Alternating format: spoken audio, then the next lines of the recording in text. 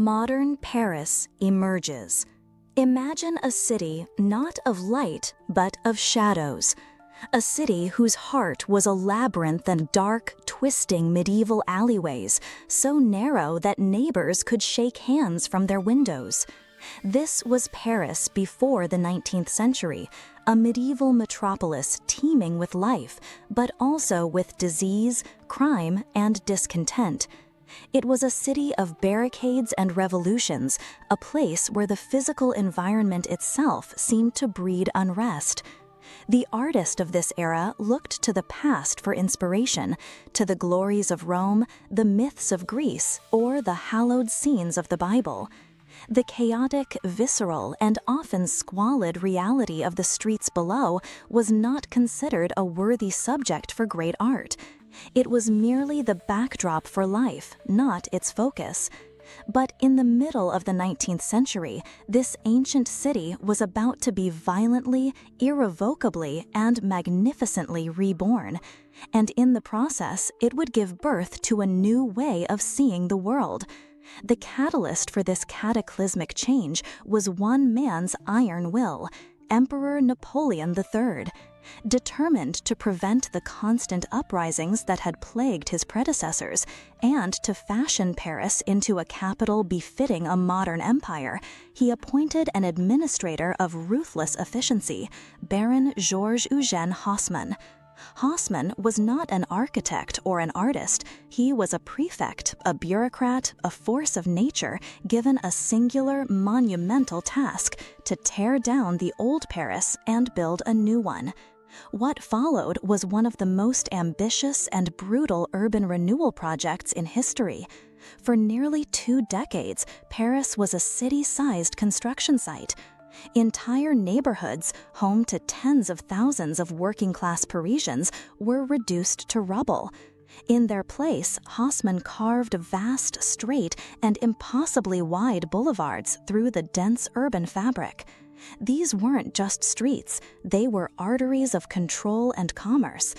They were long and straight, allowing for the rapid movement of troops to quell any potential insurrection, and they were lined with grand, uniform buildings of cream-colored stone, creating a sense of order, spectacle, and imperial power.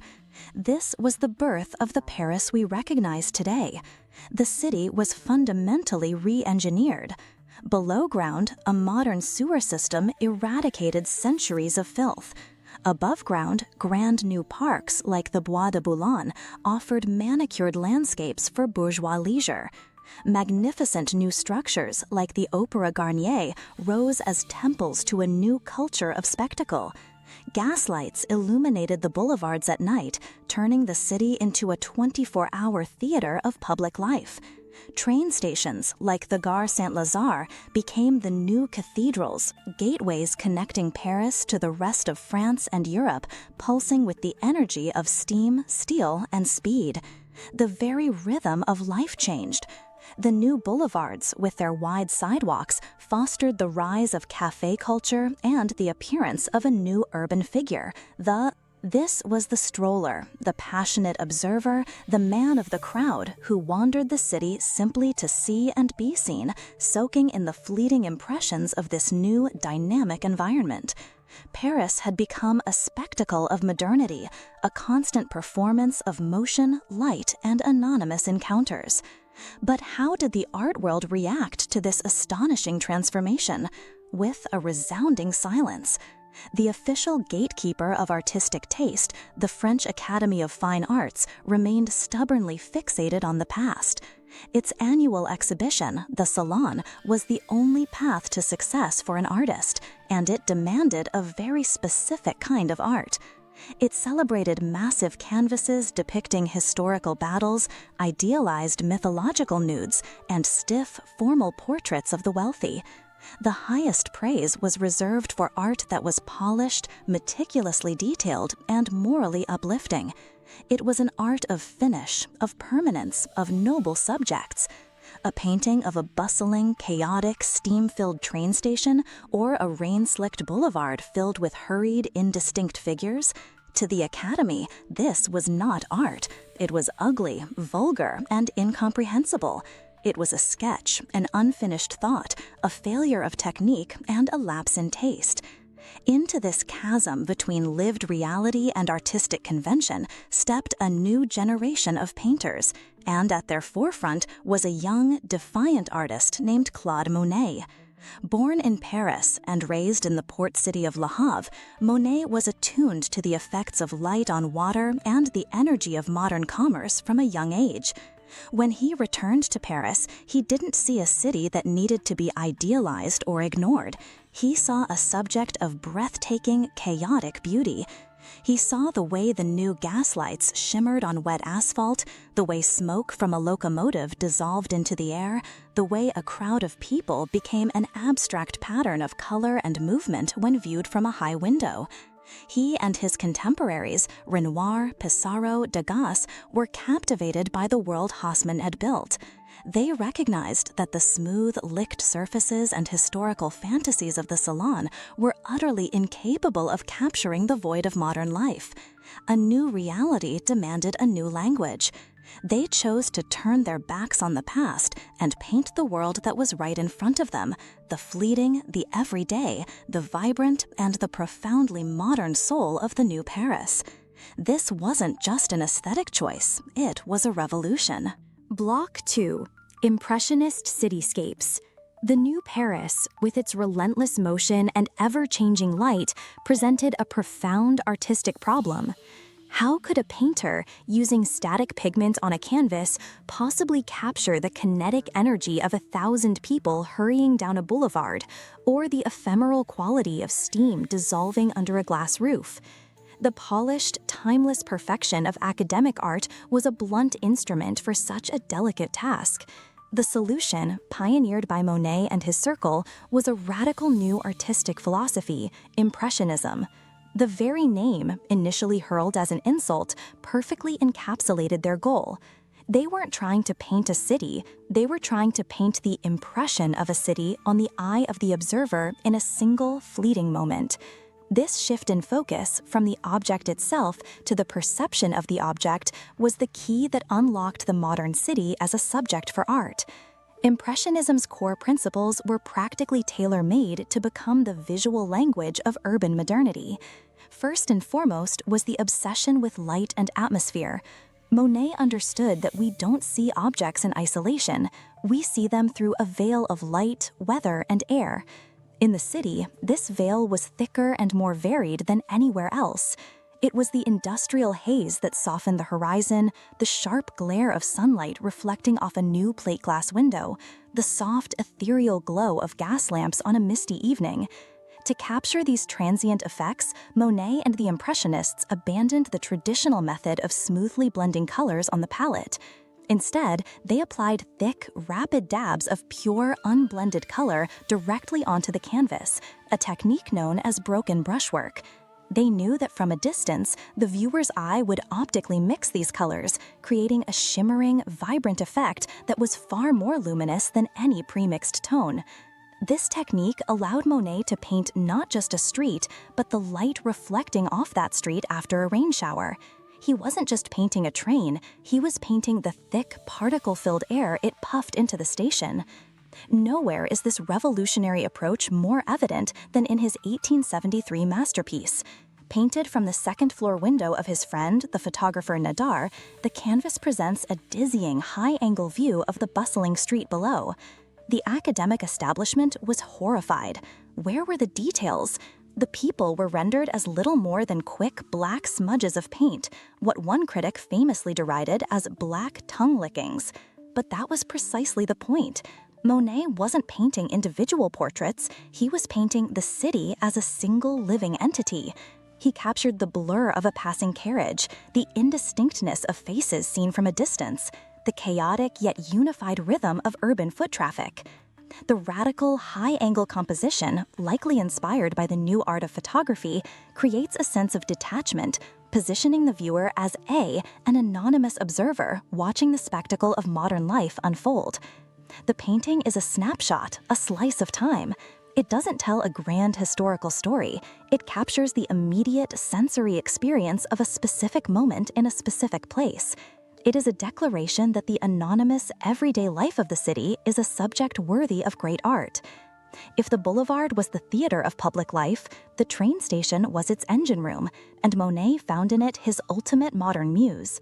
Between January and April of 1877, he rented a studio near the Gare Saint-Lazare and created a remarkable series of 12 paintings of the station.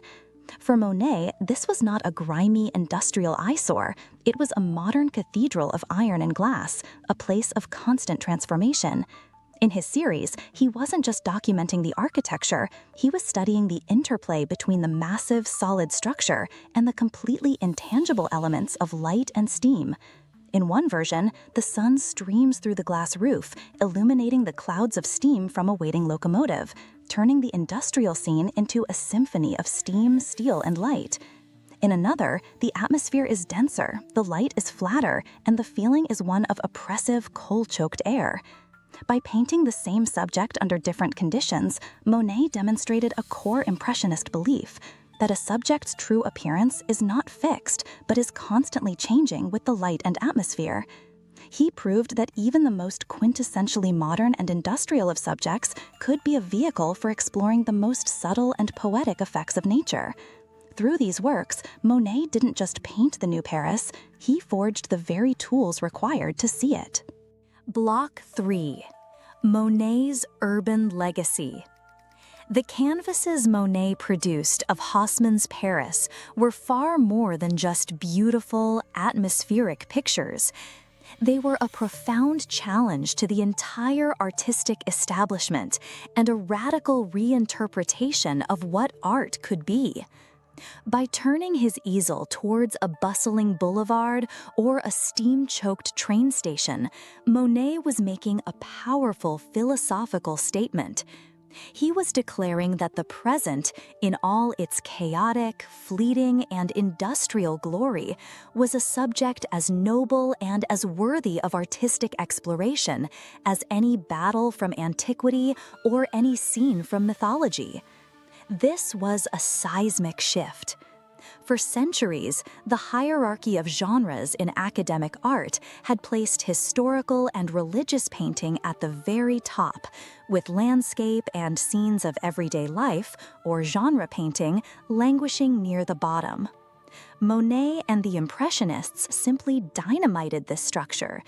They argued through their work that the experience of a modern individual standing on a bridge over the Seine was as valid and profound a subject for art as the coronation of an emperor or any scene from mythology. This was a seismic shift. For centuries, the hierarchy of genres in academic art had placed historical and religious painting at the very top, with landscape and scenes of everyday life, or genre painting, languishing near the bottom. Monet and the Impressionists simply dynamited this structure. They argued through their work that the experience of a modern individual standing on a bridge over the Seine was as valid and profound a subject for art as the coronation of an emperor. This was, in essence, the democratization of the artistic subject. The beauty found in the everyday, the anonymous, and the contemporary was elevated to the status of high art. This revolutionary act had an impact that rippled through the art world for decades, paving the way for the grand movements of the 20th century. By detaching color from descriptive local reality and using it to convey light and emotion, Monet opened a door through which the post-impressionists would stride. Think of Georges Seurat, who took Monet's optical mixing of color to a scientific extreme with pointillism, creating structured, monumental scenes of Parisian leisure.